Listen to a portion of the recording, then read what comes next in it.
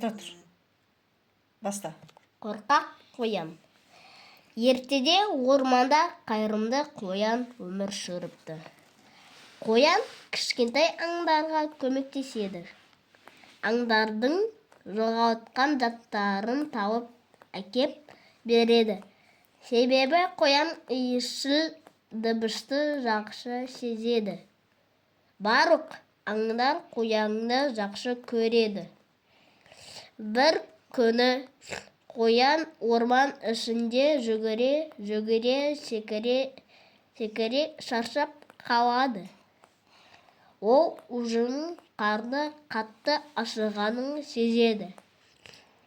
Қолына дорбасын ұстап бақшаға келеді. Қоян сабырдың иісін тез сезеді.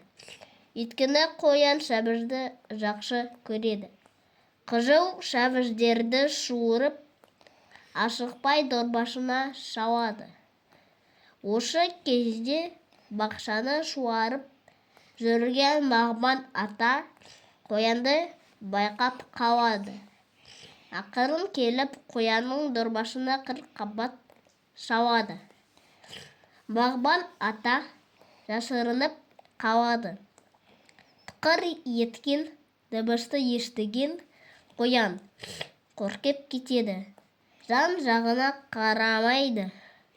Қолына дорбасын алып, орманға қарай қаша жөнелді.